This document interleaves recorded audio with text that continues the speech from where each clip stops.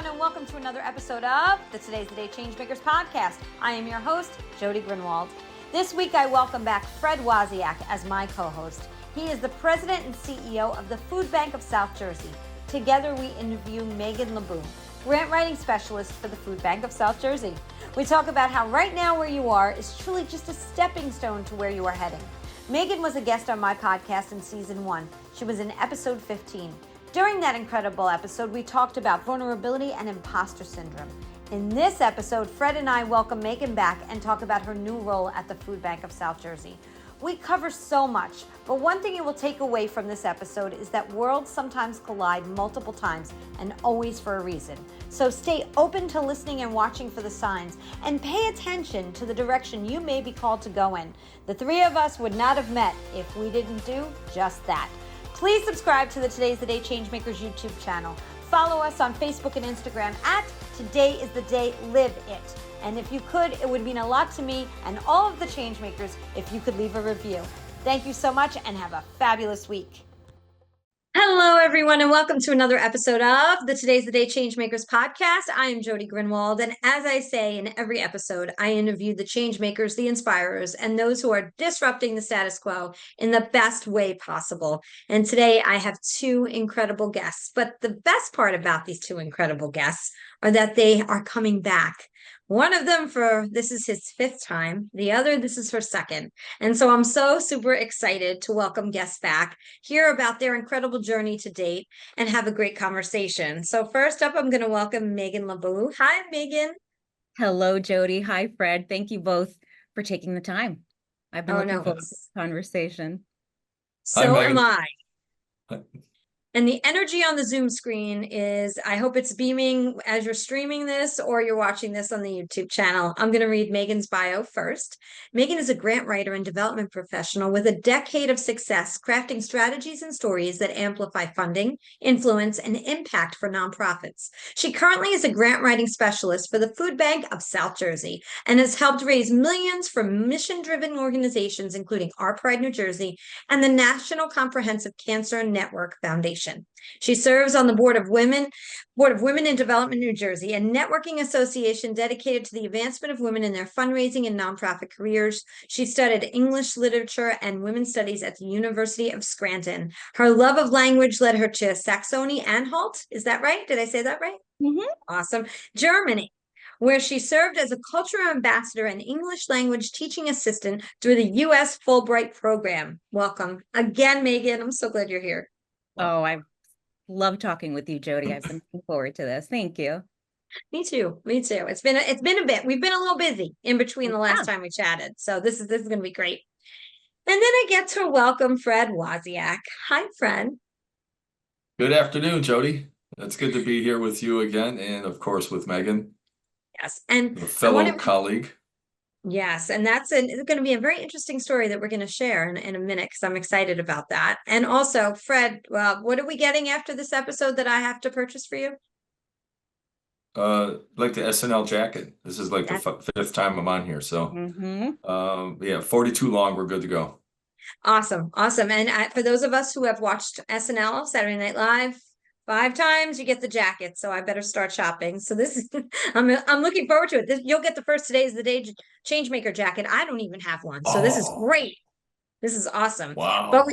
But we also did honor you last year for our forum with the Inspire Change Award. So let's talk a little bit about your bio.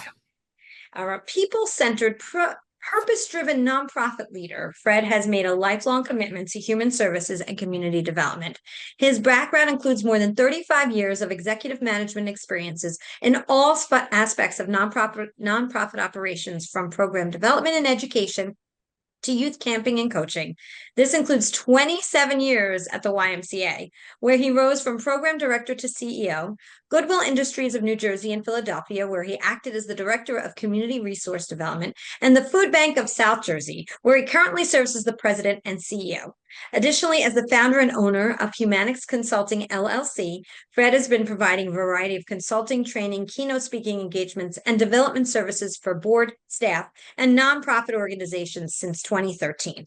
Fred, I can go on and on from this bio, But the one thing that I have to share with our group here that's listening is he's also an incredible mentor to many. And although that might not be in the bio, that is really, really true. I have been truly blessed to have Fred in my life. And I am so happy that he will be the chair of our next also Changemakers Forum. So Fred wears many hats. Welcome, my friend. Well, thank you, Jodi. You're so kind. But I think there might be a correction there. There's 2 letters before chair. Oh, that's right. I forgot. Co-chair. Yeah, thank you. Yes. Oh my God. I know. He started to sweat. I know. And in all honesty, part of my strategy was to have Meg on here. And since we're colleagues, I'm going to need a great, competent committee to put this together. So see where this sorry, is going, Meg. Fred. This is, that's it. I mean, we're on live now, so it's going back so now. welcome. No, I'm looking forward to it then. So welcome to the committee. Thank you. We'll be starting very Oh soon. boy. Yeah, Oh, Kelly boy. and I need to chat about dates to get things started. And I'm excited for those who are listening. Our Changemakers Forum once a year. We're a little late this year because a lot of things have been going on, but we brought 7 countries together last year to talk about topics that matter. And it was incredible. So I hope those who are listening, keep an eye out. More information will be coming soon on the date. But I have to say, Megan, when we first met, and I think it was Heather Barberi who introduced us from the Grinwald Foundation. And I had asked, and I hope you don't mind me sharing this. I had asked you if you, Art Pride, when you were at this is back when you were at Art Pride, could be a part of our podcast. And you had said to me, well, maybe it shouldn't be me. And I'm sharing this because I want those in the audience to hear this is important. The message is very important. And I said, why not? Why shouldn't it be you? The work you're doing was incredible. So many of us out there don't consider ourselves change makers. We don't want to have the big ego. We may not think we're doing incredible and immensely empowering work. But as we sat there in that podcast, your podcast is one of the highest rated out of all the years that I've had. What do you think about that? Oh, I'm getting a little verklempt. I remember that email coming through and initially thinking, oh, well, I'm not the person you want. You want someone a little higher up in the organization. And I think, I don't know, just that recognition, human to human, that we are all change makers, no matter your rank or title. I think that really kind of started me on a trajectory, to where I am today, because then, you and I started working together. You were my mentor. So mentor. That's wow. cool. Now you're going to make me cry. Yeah. I never bring tissues to these podcast episodes. And that means a lot. That means a lot to me. But I think what happened in that podcast, Megan, is that you got vulnerable, and it's very difficult to do, because you don't know who's listening. And this is international, right? You don't know who's listening, but there was something, and I don't know what it is for each different person. That nugget that they took away was different for them. But each one of them took away a nugget that made your podcast be in my top 5. And that's, pretty incredible. What do you think, Fred, about that? Oh, I enjoyed Meg's podcast, and I was hoping today too that, her journey, we spoke a little about this, but her journey and getting called to go across, what do they call it? Across the pond, over to the, other side, Europe. And to find her way to the food bank. I think it's an incredible story. And there's no coincidences, but everything you do leads you to the next experience. And you don't realize all those, whether it's successes or, you stumble or mountains to climb, but all those experiences are preparing you for the next. And, Meg's incredible journey has prepared her for what a great time to be part of the food bank. And we need her skills.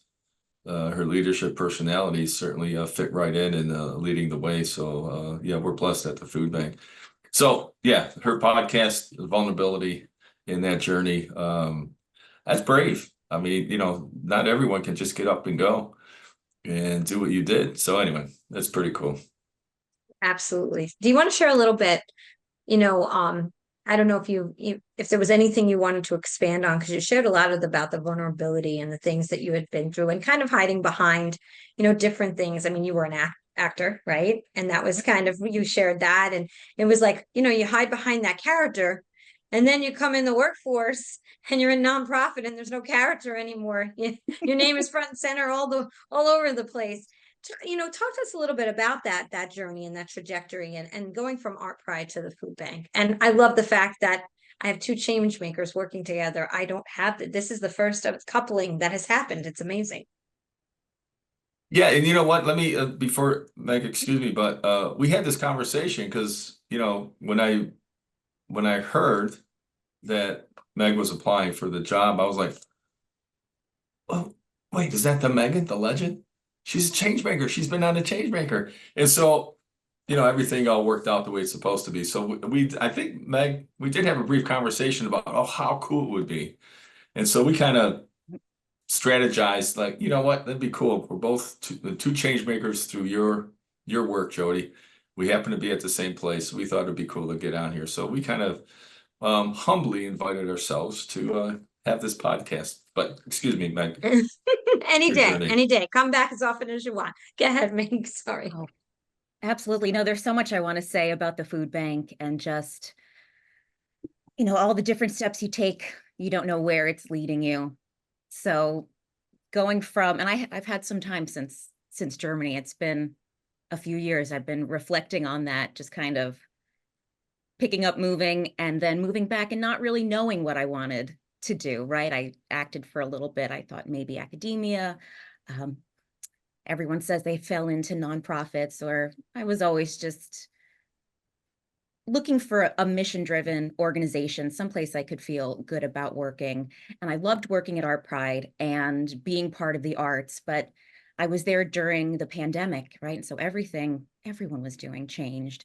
And so I realized more and more of the things I would get fired up about are more in line with what the food bank is doing, right? People should not be suffering. No one in this country should be hungry. So I started when I knew I was ready to move on, and was ready for my next move. I kept dancing around the food bank a little bit. I thought, oh, maybe I want to do reproductive justice, or maybe I want to do something else. I wasn't sure if I even wanted to stay in development or nonprofits, to be honest. I think so many of us reevaluated all of our lives during that time. So I was privileged and fortunate enough to have some time to reflect and to work with you, Jodi, as a coach and mentor, to really hone in on what fires me up at work and what value I can bring to an organization. And for me, it was, I love language. I always have. I dorkily call myself a word nerd. That's why I loved teaching English abroad. That's why the grant writing process is really intriguing to me. It's this iterative process of we're figuring out, how do we want to tell this story? What data do we want to collect? What's going to connect with the person that holds the purse strings? So, and I couldn't be happier to be at the food bank. It took a little while to get here, but I'm so happy and blessed to find a place where I really want to put roots down and see how we can help our neighbors. I don't think Fred knows what I'm going to share right now, but when you said you're a word nerd, I came to you when I was thinking about, okay, I have to go back and get, a little, another job, wear another hat. And I said to you, and we talked, and you wrote my resume for me. And you wrote incredible. It was an incredible resume. And the first place I sent that resume, I was hired.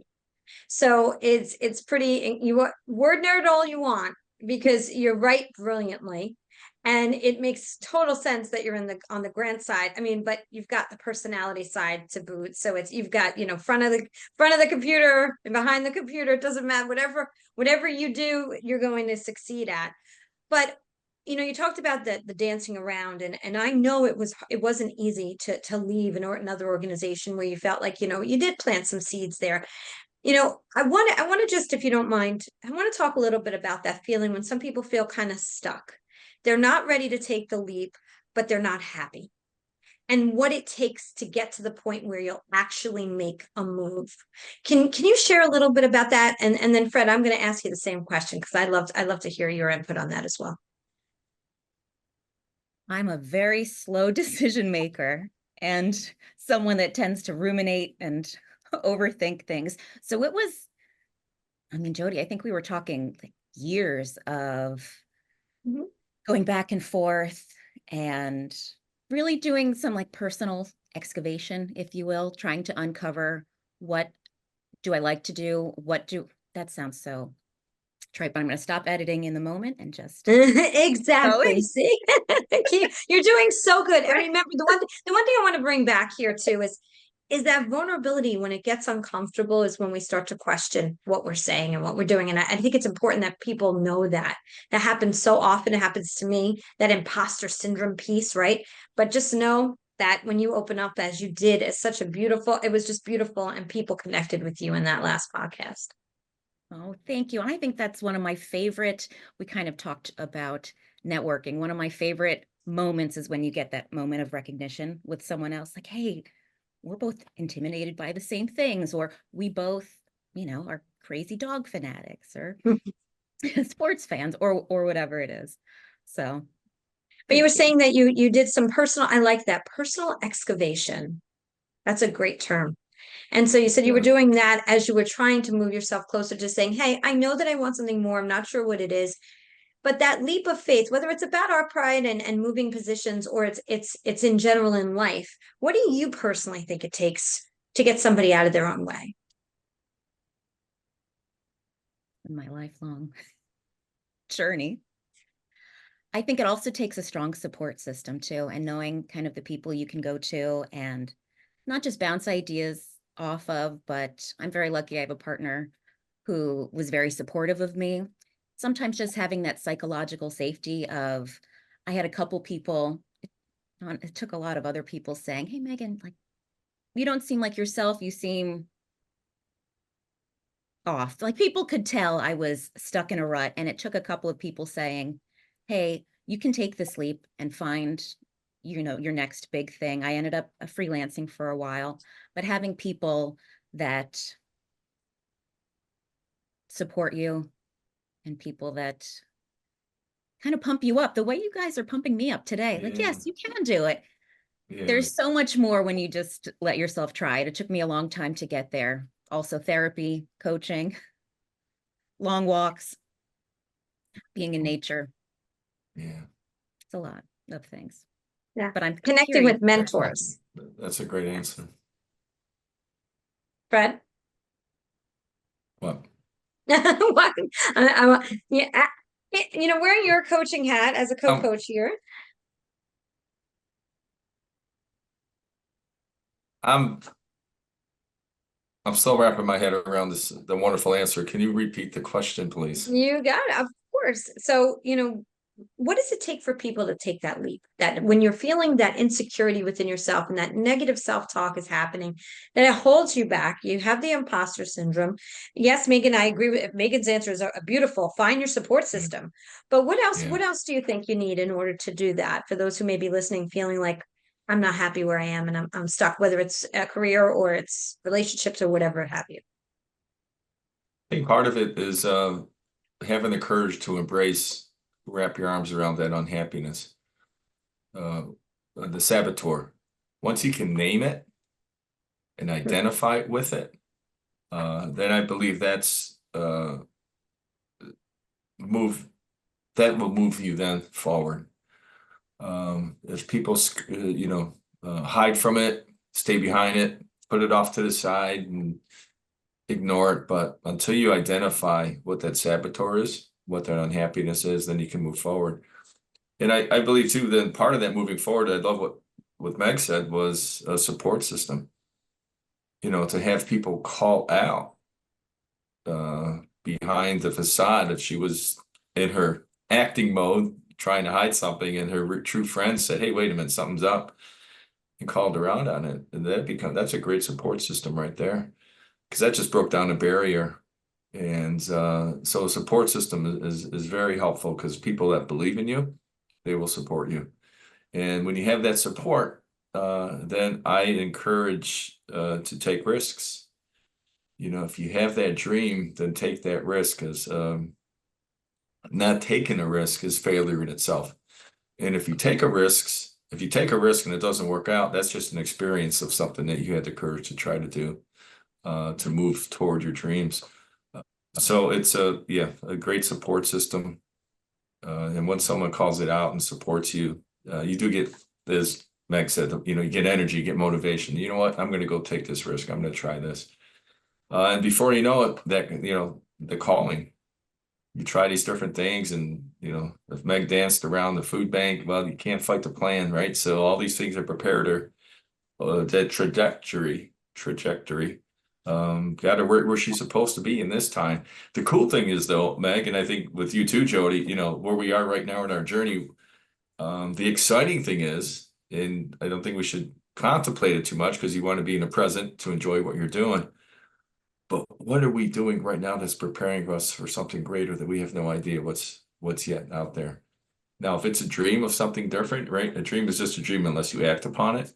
But the cool thing is, all right, what is that next thing that we're working toward or I want to do? And how is this preparing me? And sometimes you have no idea that where you are today, you had no idea that this is where you're going to be 5 years ago, 10 years ago.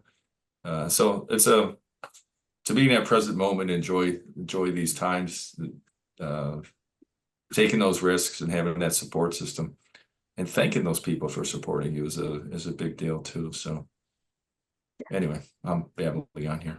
No, you're not. And I will always thank you, Fred, always publicly and as always. Oh. Because of the fact that when you do find those support people, those people who really listen and hear, and you said there are no mistakes, there are no accidents. I do believe everything happens for a reason. And the interesting thing, as you were sharing that, I thought to myself how Megan and I had our first podcast, and you and I had our first podcast. Never ever thinking we'd have a podcast, the three of us together, because it was all 3 different worlds going on. Yeah. I connected with you separately. Connected with you separately, and what you said about, okay, so where are we going to be in 3 years, 4 years? Like, who else will be joining us on that? I have no idea. It's just going to go, everybody's going to go work for the food bank, Fred. We need all the help we can get. We got a lot of work to do. I have to ask you, because I make you say it every time. Give us your beautiful mantra about being in the presence of others. Oh boy, being present in the present of another is a present. It's a gift. It's a gift of kindness.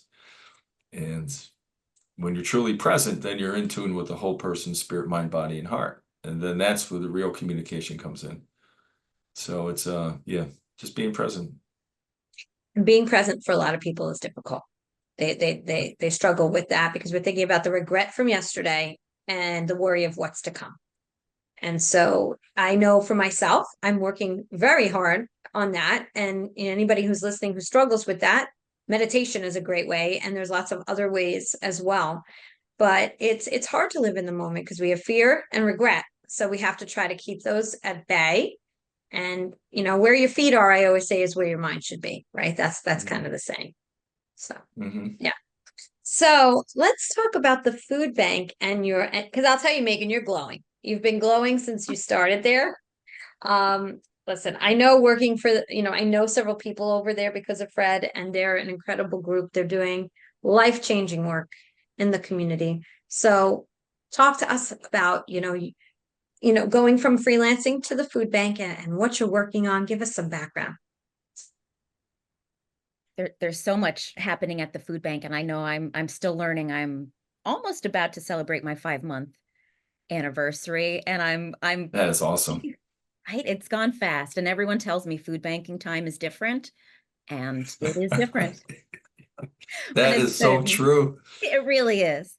And I'm constantly amazed by the work our colleagues do. I feel very lucky to get to learn all of the different pieces of the food bank and hopefully put them together in a way that's compelling I work with a lot of our government funders. So we're in Burlington, Camden, Gloucester, and Salem counties.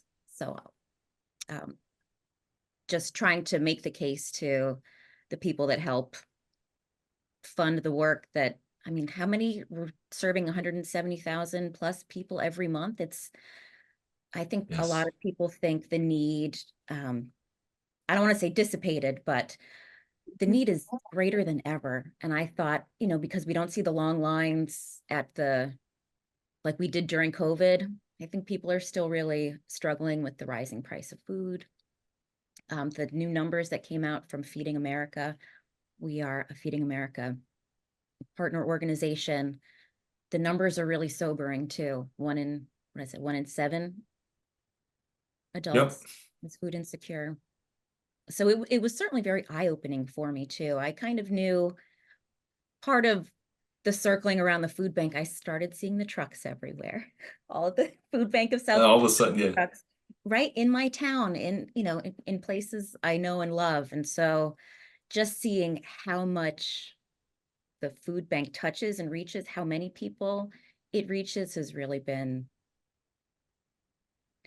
wonderful is not the right word because there's so many people in need, but I feel very humbled and lucky to be able to work for the food bank. Fred, talk to us about, Wow. you've been food banking for quite some time now. And tell us about the organization, a little bit more about the organization, and you're working with Megan now and what's going on over there. Yeah, first I know Megan's acting, so when she comes to the food bank, I don't know if it's the real Megan. I'm all confused now. Do we really know? No. We're getting to, at least I'm getting to know the real Meg, the Changemaker. It's being there for 5 months, Meg, I'm going on 6 years, and I'm still learning something every day. There's certain people that are just legends in the food bank, our food bank, that whenever they give a tour, I just jump on. A lot of times people expect me, which I like doing because tours are great. But if there's other people that have been there longer than me that give a tour, I learn something every time, which helps me. We are serving more than ever. There was the phrase during COVID that COVID brought the most food insecure events since the Great Depression. So for us, in our food bank of South Jersey, serving Camden, Gloucester, Salem, and Burlington counties, during the height of COVID, we were serving 95,000 people a month. Pre-COVID, 47,000 people a month. And you think about that's unacceptable. One is unacceptable. And since COVID, we're serving, as Meg said, over 170,000 people a month. And that's 170,000 different stories every month of, what are the root causes of hunger, poverty, but everyone has an entry point to those root causes. And we don't judge the root causes. We're there to serve. And it's an incredible team. We went from 47 and, Meg found her way here, as many others. We're up to 95 staff. We're out of room, and it's kind of a joke that not too many staff have permanent offices, and we purchased a new building that's going to be our nutrition education center right across the road. So we'll have 2 buildings, but we're going to expand offices in the existing building once we move our health and wellness nutrition staff over there. But the kind of joke is just pack up your family photo, your picture of your pets, your fake flower, even those plants in every office. And then when you come in the next day, it's almost like, rent an office. Or where am I going to be today? Is Fred out today? Because I can use his office. And we got the Josh Allen bathroom, and it's got the fridge in here, which is nice because it's a nice conference room too. My office is a little bigger, so people use it as a conference room. It's an incredible team. I am so blessed, and to have talent like Megan and others. Every single person in every single department is a spoke to the wheel that helps us keep this rolling and staying ahead of it. It's just incredible, and really, it's a good time to be part of the food bank world because the mission is real. It is true to the need of our community today, and we want to shorten lines, but it's not getting any easier. And so, but we have a strong team, committed team, and a fun team. Today, we celebrated our 3rd or 4th annual Juneteenth celebration. Where it's just a great day of remembrance, culture sharing, history, and it's really nice. And staff partake. This is just one of several events we have throughout the year that we really celebrate and belonging of our team belonging. So it's yeah. Now there's 95 staff, so not every day, not everyone's smiling every day, and we have all those things, but it's really just a lot of good positive energy in that building. And I think, Meg, would you agree? Absolutely. Yeah. And brilliant, Yeah. hardworking, open-hearted people. Yeah, Yeah. it is. Yep. So how do people support, right? If you are a business, if you're an individual, either one of you or both of you, how do people get involved? I'd like to hear Meg's answer on this. I was going to say there's a reason I like to have hours and hours with a grant proposal so I can wordsmith everything and make sure I get it right. I know this is going to be like, I'm going to learn something right here. I'm going to say, oh, geez, Fred, I've been saying it all wrong. Go ahead, Meg. Well, first, I would encourage people to go to the food bank's website, foodbanksj.org. We are in, I'm not on the individual giving side of things, but we are in a campaign right now because we really are trying to bolster our funds so that we can respond to the needs of our communities as best we can. So you can donate online, you can donate, I mean, cash is good everywhere, money's good everywhere, but also food donations. I was part of my personal first Stamp Out Hunger food drive recently, and so that's a partnership with the U.S. Postal Service, or I should say the letter carriers. Many, a very long, strong partnership with the post office, but it was a fun opportunity for me to reflect. My mom recently retired from the Postal Service, my stepdad too. So I got to say like, oh, Doug, how about, he was a letter carrier for 30, 40 years. So I expected him, I was like, oh, Doug, like give me the dirt on how the letter carriers really feel about Stamp Out Hunger. And he said, oh, we loved it. Like people would bring, food and drink and support the carriers.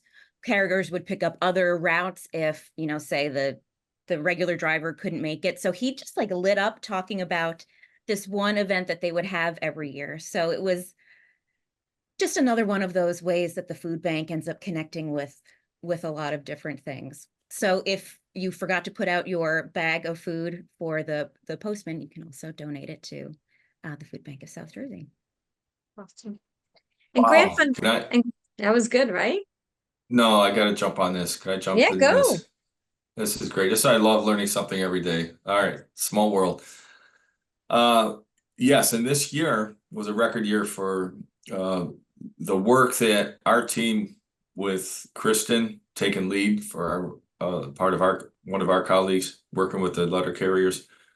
We had over 260,000 pounds of food donated to the food bank. We're still sorting the food, and the timing of this, the second weekend, Saturday before Mother's Day, the timing of this, because it takes us so long to sort this, and we need volunteers to help us sort. So it really bolsters wordsmith, Meg. Yeah. Is that our food pantries for the summer, because when children are out of school, it's just an extra burden. So 265,000 pounds. So here we go. Here's the fun part, Meg. You ready? All right. So my dad retired from the post office after 31 years, and the Stamp Out for Hunger started in 1993. Now he was already retired for maybe 10 years. And since 1993, and he passed 7 years ago, I have 4 brothers. He would call us every single year. Don't forget to put out your bags of food. And the support, he's retired and he still supports it. I love what Meg said because it's so true. He supported, made sure his bag was out, and he'd call us. So, my role in the food bank world, putting the bags out since 1993. And actually, now I'm working for the food bank. He's got to be thrilled in his, wherever his spirit of graciousness is. That's pretty cool. And I didn't know that, Meg. How about that? And on that day, I had the blessed opportunity to travel around to a couple of different post offices as they were collecting that day.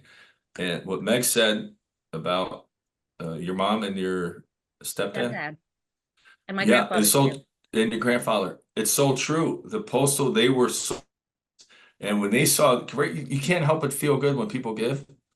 And when these letter carriers are receiving all this food, it's just a natural thing to feel good about it. And they can't wait to bring it in. And then the whole process of collecting it at the post office, bringing the food bank.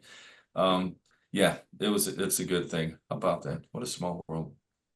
Yeah, smaller. My uncle was a There we you go. were, yep. Oh, Yep, he was a mailman as well, is what we called them back then, yeah, I way know. back when. Hard Postal work. worker, hardworking, walking. This was New York. Yes. No truck, walking. Yeah. Yeah. Wow. So yeah, for Oh my years and gosh. years. So it was, yeah. So we have that all in common. Look at that, it's in the families. It's not my That is mother or cool. my father, but it's definitely in the family. So Yeah. that's Wow. amazing. It's awesome. So kind of going from there, Megan, you're doing more of the grant writing. So you're looking for, grants that are state government funded, correct? Hmm.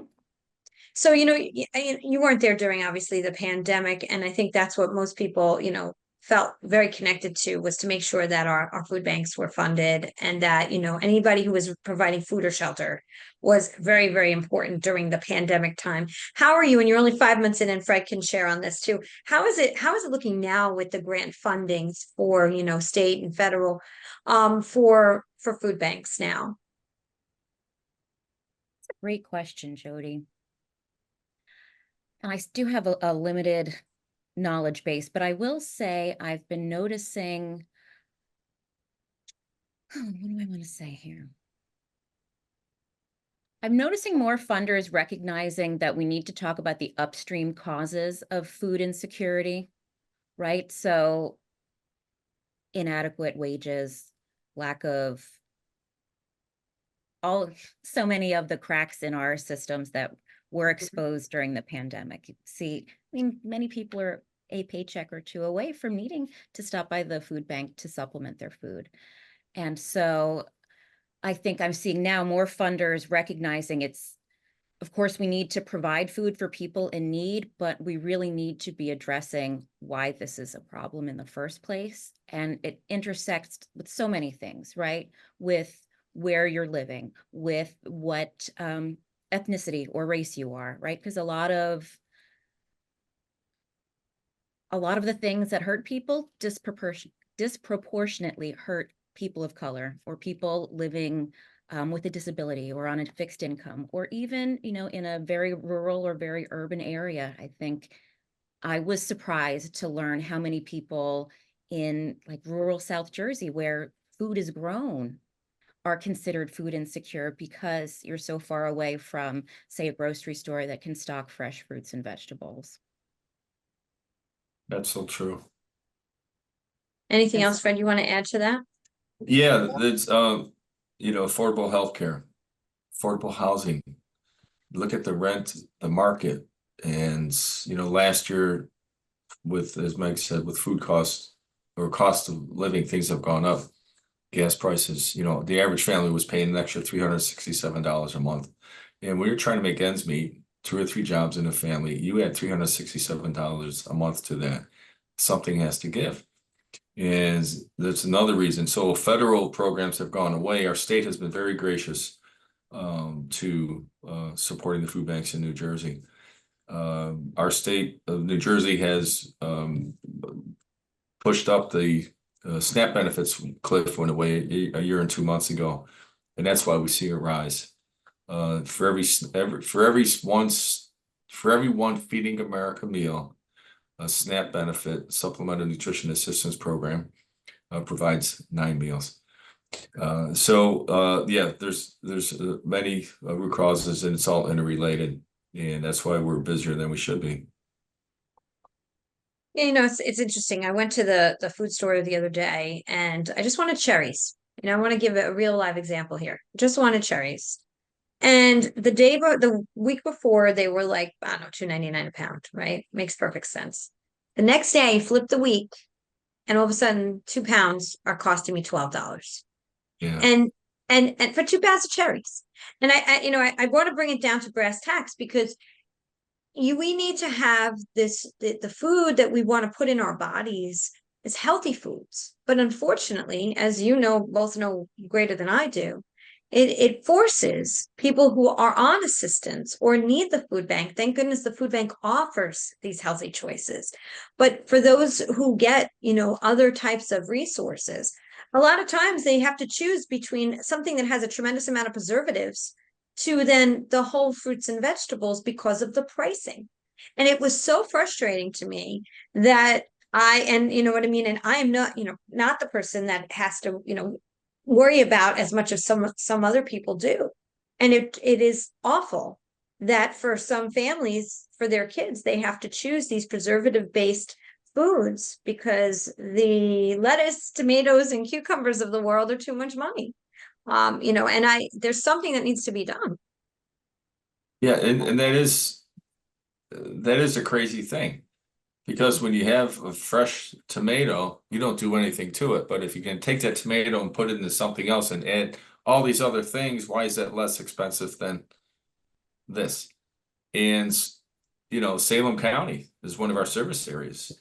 The closest grocery store, an Acme store, is 13 miles from the center of Salem City. But you have Dollar General, you have dollar store where there's foods, but it's all this preservative food. So the long-term effect of health and then medical, and then, without the healthy nutrition that's going into a child's body, there's just a ripple effect of behavior, absenteeism, all these things. And so, yeah, we have a lot of work to do, but it's becoming unsustainable for charitable service organizations to not only meet the need, but to resolve this systemic situation across the country. So we have a lot of work to do. And Fred, you've got partner organizations that you're working with. Some of my new friends you introduced me to from the food banks around the state, and we so enjoyed another podcast with all of them as well. And so, Yeah. anything new or that you want to share about the partnerships that you're working on now? Yeah, we're strong. It's the Fab Five, we call ourselves, at least the food bank Fab Five.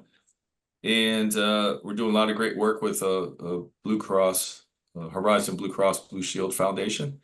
We have a statewide initiative with their support, Feeding America support, on healthy pantries. And what does a healthy pantry look like to serve neighbors in our communities across the state for having available, nutritious, healthy food for choice, and how not only to have that food, but how do we present it? How do we make sure individuals in the community get to it? So that's right now, that's our largest initiative throughout the state, and it's a good one. That's great. Megan, one more time, give me that website if you don't mind. Foodbanksj.org. That's it. Yeah. You got it. 5 months in, you got it. No worries there. We could go on and talk for hours, but I do want to touch on just something before I ask you both our last question. Believe me, we're almost in an hour. Is that unbelievable? Oh, that is crazy. It is. But before we had gotten hit with record here, we talked about connections. We've also during the podcast here talked about those who support you, right? So how do there's a lot of people out there that will say, well, I don't know where to start. So you say to surround myself with people that are like-minded. You say that I need to find people who will support me. And I know for myself, there were many times earlier in my career, I didn't know who those people were. I didn't know how to find them. I didn't know where to look. And honestly, I was a little shy, to kind of share. So I'll leave it up to whoever wants to start and think about this. But for those listening, what nugget can they take away about how do they figure out who to connect with?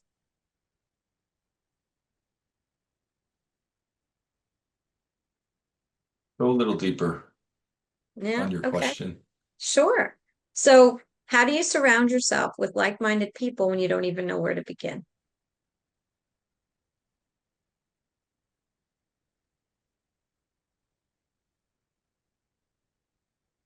That's a good question. I'm hesitating because I know Meg has the right answer here. And I'm going to. Gonna give me a big head, Fred. Well, while you're thinking I about it, I'll tell you why I asked the question. So I yeah, remember go. driving around on Route 1 in Plainsboro area, working for the American Heart Association. And I remember knowing my role. I was executive director and it felt great and I loved what I did. But I, like you, Megan, decided it was time for me to move on. And I really just didn't know where to even begin to start that process. And the people that were around me were all AHA people. They were great people, but they didn't know me intricately. And I was all business. So the personal side of my life kept very much to myself. But I didn't feel like I was waking up every day feeling connected to where I was. So I knew that I wanted to become a coach, but I didn't even know how to go about it and where to start. And miraculously, I don't know how. And I know I listen to other people talk about miraculously, and I'm like, how do you have miraculously? It sounds great in theory. I put it out there and I listened to a lot of different podcasts and I tried really hard to figure out how I was going to connect to those people. And I did wind up doing that, and I can share my story of how that happened. But you both had, your trajectory has you in a place right now not where you started, so you had to connect with people along the way that helped to raise you and lift you up to where you are, and that had to start somewhere. And in sharing, where did that start and how could someone take something away from learning where you started, because that's how it helped me. When I listened to other podcasts and things, I was able to do that by listening to other people lift it, how they got lifted up. Brett, I feel like you shook your head yes, and you might have something. Yeah, no, that helped. That helped. It's along the way, conversations. If someone made you feel authentically good or comfortable or safe, someone you would want to return back to, whether it's hey, let's go grab a cup of coffee. And it could be, the casual to connected to committed. It's a continuum. And so, but if someone authentically made you feel safe or good and gave you a little, anytime you leave, I talked about this, oh my goodness, resonant leadership. When you're in a role or if you are in a conversation, in a group setting or work setting, even yourself, if you're surrounding yourself with people and conversations, how are you showing up? How are you presenting yourself? You always want to make people feel good. You want to make sure they understand, remind them what the purpose is, right? And so if someone reminded you somewhere along the way what your purpose is, there's a safe connection there. How do you practice empathy? How do you be present? We talked about that. And how do you have a spirit of fun, but also inspiration? Every time someone leaves you in a conversation, they feel inspired. If you were the receiver of that inspiration, and whoever that was, make sure you stay with that connection, because that's someone that somehow was present enough to believe in you and see something in you. Come back to that person. And you never know, 5 years later, that person may be coming into your life and realizing that, wow, I had no idea 5 years ago, and now we're here. So it's just staying in tune of those who really authentically made you feel safe, made you feel good, empowered, and so forth. So don't forget those people. It brings you back to, no, it does. And it brings you back to being present, right? Because you may not even realize you're inspired unless you're paying attention or that you're connected to that person. I do want to add one really quick thing to that too, is sometimes you're feeling that chemistry and the other person may not answer your email right away or might not return your phone call right away. And that feels like a rejection. But that doesn't mean that you're rejected. If you're reaching out to that person you felt connected to and they didn't answer, coming from busy people on this podcast too, sometimes it takes a little time. And unless you get an answer, sometimes you have to go back and say, hey, I didn't know if you received my email, or can you have a conversation? Don't give up. It may not be the right person if you reach out and you felt that connection and they didn't, and they're moving on from that conversation. There's someone else that's supposed to come in your life. So pay attention to that. But Megan, I don't want to steal anything that you might have. So please, anything else you want to share?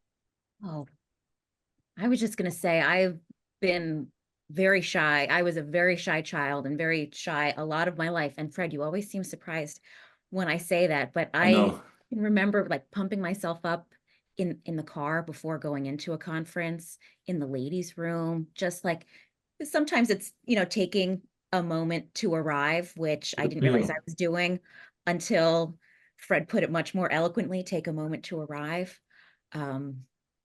But I would sometimes do something as simple as challenge myself to talk to one new person, just talk to one new person. And it doesn't have to be, some life-changing moment. It started with, you're in the ladies' room. Oh, can you believe they're out of paper towels? Something as silly as that. Yeah. It sounds ridiculous. I'm also a fan of, complimenting someone, learning their name. Everyone's favorite. People love That's the so sound of true. their own name, and rightfully so. So I think, and I still do it before events too, because I'll turn to my husband and say, why do I do these networking things? I get so anxious. And he always reminds me, like, you do this every time and you're fine. Sometimes it's just Yeah. reminding yourself, I've done this before, I can do it again.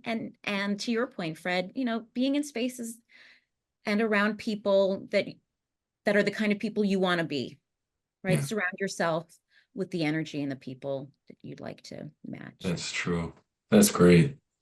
Yeah. I am surprised you say that all the time. But those are power poses, right? I think we talked about that somewhere along the lane. So you go in the ladies' room, you get in the car. What are your power poses? What's going to, Right. get yourself psyched up? And good for you. Yeah, mine is, what is your theme song, right? Pick a song that makes you feel like you're ready to drive and you feel pumped up, you're having your Yeah, little dance party in the car.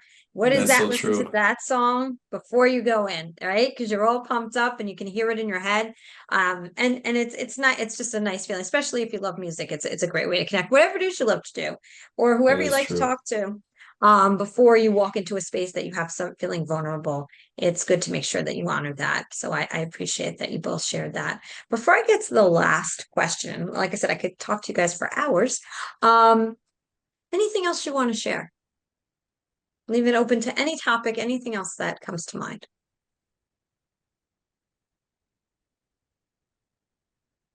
What inspires you, Jodi? You know what? The truth of the matter is the work that I do, and I have been very blessed that I have people like yourselves that I'm surrounded by. What inspires me is how many people I know who really care about making a difference in this world, and they inspire me every day. Whether it's kids, through my nonprofit, or businesses through my other organization that I run, and this podcast. Those are the things that truly inspire me, my family, my kids.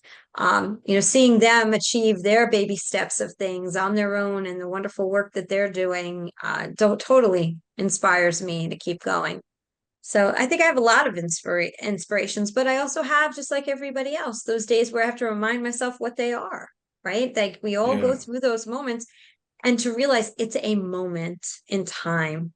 And like you said, Megan, your husband says to you, hey, you've done this before. And it's like, okay, you've been down before. You felt kind of like it's a bad day before.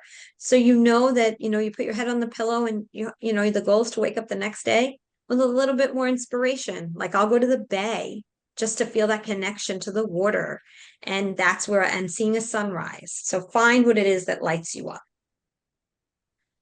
Well, thank you for that. And just to stay with you a little bit here, Jodi, because Meg and I did say we were going to interview you, right, Meg? Yes, feel Yeah. free. You think about that, the work you do with your foundation, youth, Yes, the work that you do with as CEO of MODC, did I say that correctly? you did. All kinds of professionals and individuals of within 2 counties of work.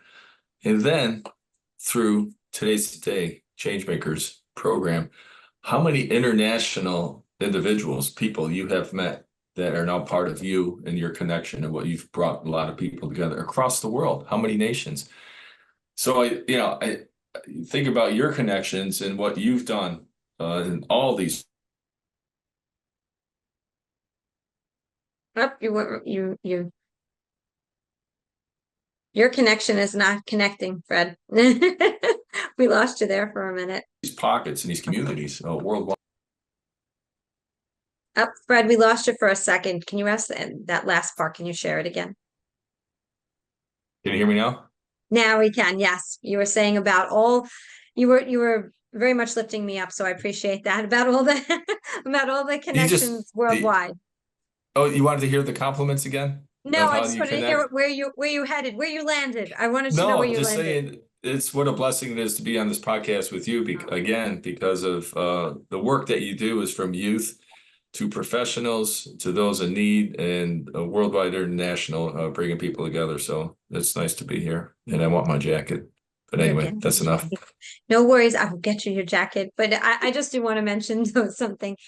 I didn't know how to do any of those things. And and years ago I didn't even have the guts to try to take the leap of faith. And and I know that I felt very much like it's never going to happen, feeling down about myself until I got frustrated. I got frustrated with myself. I got tired of feeling bad about myself and tired of feeling like I couldn't do all the things that I was seeing other people do. And just saying, what is my life going to be at the end? I wanted it to mean something. I feel like we're taking up space in this world. And how can I make a difference every day by taking up that space? And I said, I'm not going to let the naysayers, because there's a lot of them, out in the world, or the ones who won't give you the respect, because I started a nonprofit that didn't have a national name, and said, no, I'm going to try to scream it from the highest rooftop, and not in an ego way, but just to kind of prove the point that if you can share from your heart authentically, then people will listen and you can be heard. And it's not about me. It was about bringing all of your stories to the forefront, not my story, because that's how I was lifted up. And I'm feel totally blessed. I swear when people ask me how did it happen, I don't know the answer, but it was because all of you said yes. And you gave me the opportunity to interview you. So thank you for that. I just want to touch on one thing you said, because it was similar for me too, the discomfort of not doing what I was meant to be doing, or the discomfort of being in a rut or feeling how I was feeling, when that got to be more than the fear of trying something new, that's when things started changing. Just get frustrated enough with yourself to try. Yeah, that's good. And that could take years, unfortunately. So those who are listening, don't let it take years.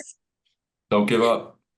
Don't give up. It took my dad passing away for me to actually take a leap of faith, and it didn't have to take a tragedy to make that happen. I say that all the time. So do what's in your heart and find the people who will support you, or talk to any of the three of us. We're always willing to help lift people up. Well, now I want to ask you guys the last question. And so, who is your idol and why?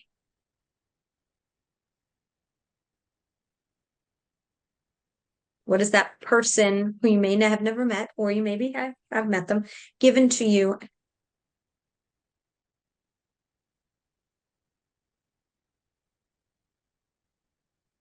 And listeners, you can tell we do not script anything. Actually, we don't even give questions. This is all done naturally. I'm ready. Yeah, Meg, are go you ahead. ready? I'm not, please. This may be different, but as a parent of 3 children, my wife, and when people tell you that once you have grandchildren, it's the most unbelievable feeling in the world. Well, until it happens, I never understood it until it happened. And we're blessed with, we have 3 grandchildren, 3 under 3, twin girls that are 9 months old. And their older brother, Everett, is going to be 3 years old. They're going to be 1-year-old in August. He's going to be 3 years old at the beginning of September. But here's the coolest thing. When you asked that question, it just popped right in there. My role model, my idol right now is Everett, my grandson. To see, he gets the phone. They live in Portland, Oregon. He's FaceTiming every day. And he's talking now, and if it's when I'm at the food bank, he'll, Papa, he called me Papa. Papa, are you at work? And thank goodness my daughter really is coaching him well as a parent. Papa, you at work? Or Papa, you sleeping? And we'll just have like, I said, well, yeah, I'm at work. I got to go. I'll call you later. Okay, bye.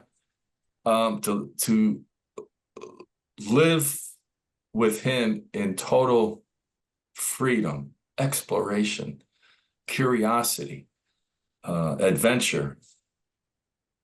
It's just so cool. And I'm just loving it. It's beyond the joy for my wife and I just yeah. And so yeah, he's my, I think I remember my three children's names, but hey, it's all about the grandchildren. And that little guy, boy, he has just touched all of us. And yeah, there we go. There's my answer. It's a beautiful answer. Thank you, Fred. I love that. It's amazing. There's no way Megan? to follow that answer. That's beautiful. No, So I will say, I really have to, instead of picking one idol, I'll just talk about how groups of women empowering other women have helped me, and the value of having friends and colleagues and mentors of people that are different ages or in different stages of your life to give you perspective that you won't always feel like this insecure 30-something or yeah, I just completely lost my train of thought because I was thinking about Fred on day 2 or 3 of working at the food bank. I was invited to an event you presented with the Association of Fundraising Professionals, South Jersey. oh, yeah. And at that meeting, we identified our strengths and the things we wanted to work on. And I remember being a little afraid of saying out loud to like you and my other boss, Lavinia, I really want to work on my relationships. And in fundraising and development, everything is relationship based. So to admit, like, I would really like to work on these skills. I feel like, especially during the pandemic, I kind of retreated into myself and making a commitment to myself to cultivate relationships with my colleagues or the women on the board of Women in Development New Jersey. Or I should give a shout out. I would like to give a shout out to, I talked about personal excavation and discovering what lights me up. I actually did that through a structured program through this wonderful Colorado-based woman-led organization called Bossed Up to help women boss up and kind of take control of their careers. So surrounding yourself with people, and I'm also, and Fred, I know you don't believe me, I'm also an introvert too. I really have to push myself to work on those relationships and to put myself out there, but it's taken a lot of practice, but it's been worth it for me. So it's beautiful. Yeah, you'd be surprised that Jodi, you'd be surprised that Meg just said that, because when she's in the office and when you're within your immediate team, within the development office, it's incredible. But when we have functions, you're there, but to hear you got to work your energy to get to that point. You're certainly doing a great job at it. But that's great. Wow. Rewarding. Yay. Oh. Can we ask you, Jodi? Yeah. What do you want to ask me? What you asked us? Who's your idol? Who's my idol? Oh gosh, now I'm on the hot seat. I love that. I can't pick one. That's the problem. Like I don't have one. Well, that's not true. You know what I would say? It would be my dad. My dad, for sure. You make me cry. He taught me so much. You aren't gonna make me cry. Go for it. Yeah, it was really just losing him was tough, but he was that best friend, no judgment.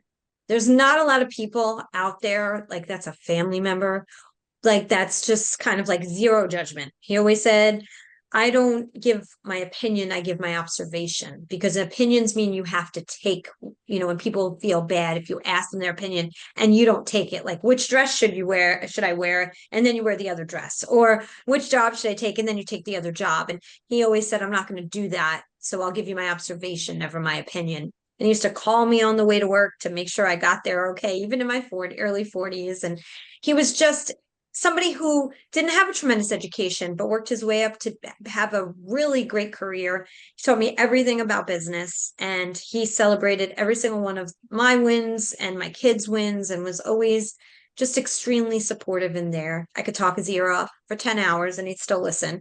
And it's hard to find those people in your life that can do that. He was my dad, so yeah, he was family. And but the funny thing is, he was like that with mostly everyone, not just because I was his daughter. And that Wow. his friends still feel the whole of his loss in their life. And every day I do my very best to honor, my idol in any way that I possibly can, because he was just such a huge force. But the interesting part, and I'll just share this real fast, is that we didn't have that early on in my life. He wasn't that person. He evolved into that person. So even those relationships that may not, because my parents split up when I was younger, even when those relationships that may not be where they are right now, where you want them to be, they can work their way to an incredible place, as mine and my dad's did. And then we named a foundation after him. And my whole thing is I'm all about honoring those who have been lost, who took up space here, who did the best they could while they were here, to be honored in a certain way. And I'm blessed to be able to honor him through the Applaud Kids Foundation. Ooh. That was beautiful. Thank you. It didn't take me that long to figure that one out. I guess it was, yeah. But we all have, every single person has someone that they look at that they go, kind of wish I could speak like them, or kind of wish I could, be like them, or, those are the people that you look to be your mentor. We can't be someone else or be exactly like the person, but there are bits and pieces we can take away and honor them with when we share who we are, and they become part of us too. Anything else, my friends? It does. Oh my What, friend? goodness, it's 7:00. No, It's 7:00. Holy smokes. no. You're so funny. I don't know. This is I may be awesome. putting this out there in a 2-part series, which is great. I don't mind that at all. We could go on and on. It could just be the three of us as the hosts. I don't even have to host on my own anymore. We'll just all talk to each other every week. Well, let's do the bingo. Woo. So Meg, well, back in the office next week. Let's figure out. Let's invite someone that then you and I can join as hosts with Jodi. We'll bring someone on. Yeah. Does that sound cool? All right. Well, all right. That would be amazing. I would love it. And we'll have follow-up conversations, because there's a lot of things we didn't get to. I know we want to talk a little bit about leadership and networking and other things. There's a lot of things. We all have different backgrounds, and when we come together, we share different thought processes. People learn from whoever they learn from, There's a nugget for everyone. Yeah. There is. And that would be good, because I'm still looking for a great committee. So Meg, think who else can help with us on the committee now. Yeah, that's who we'll invite. We might not like them or care for them, but man, if they're a good worker, I'm kidding. No, I didn't say that. Can you edit that part? Edit No. Yeah, sure. Yeah. Yeah, okay. Yeah, sure. No, You're going to hear all that right, in but it. we'll hear come that up with in there. someone. Oh, quick thing. I just want to make mention of this publicly. I was on Nick Marco's podcast called The Opportunity Coach podcast. Wow. He is a franchisee, but his dad was the one who started Hand and Stone Massage. And actually, Nick is the one who named Hand and Stone Massage, and he owns a couple other franchises. But Fred, just so you know, I talked about you on that podcast. So if you listen to it, you'll hear your name mentioned. Oh my goodness. I will. Yeah, you're famous. I think we have some Hand and Stone products in the house here. There you go. That's great. Look at that. All right. Well, I'll find it on his podcast or through your Changemaker one. Which one? No, through his Opportunity Coach. I highly recommend. Listen, he's an incredible inspiration as well. And he's got a lot of great things to share. So take a listen to that. For those who are listening to this, I love sharing other people's podcasts and letting other voices be heard. And he has other guests that are phenomenal. And so I hope you'll take a listen. It was interesting to be the one interviewed. So I did sit on the other side for a little bit. Oh, that'll be fun to watch. Yeah, that was a fun one. That's a streamed one. But anything else, my friends? No. I think so. We could talk forever, but yeah, probably as good a place as any to. Yeah, this was awesome. Thank you. This was awesome. So thank you both, Fred Wasiak, Megan LoBue. I am just so Yeah. excited to talk to you guys again. And I know we'll do this again. Fred will wear his jacket by then. He'll have his jacket, so we'll have to wear it Oh, on the shows for the YouTube channel people oh, to watch. absolutely. So Absolutely. I'm yes. excited because Meg had the one of the top views with your podcast. The fact that I'm on with her now, with you, Meg, and with this is going to shut down. This is going to shut down. This is going to shut it down. What an honor. It's going viral. It's going viral. It is. Um, This is so cool. Thank well, you. Megan, I want to wish you the best of luck. I know you're just going to continue to thrive over at, the food bank there, in South Jersey. It's just, you're going to have a great career there. And Fred, I'm just Yep. always so proud to have you on as a co-chair, or a co-host, and co-chair of Yeah, the thank forum. you. We got Yeah, that right. yes, I got it right this time. But I'm going to Yeah, say what I this say. was fun. It was fun. Thank you again.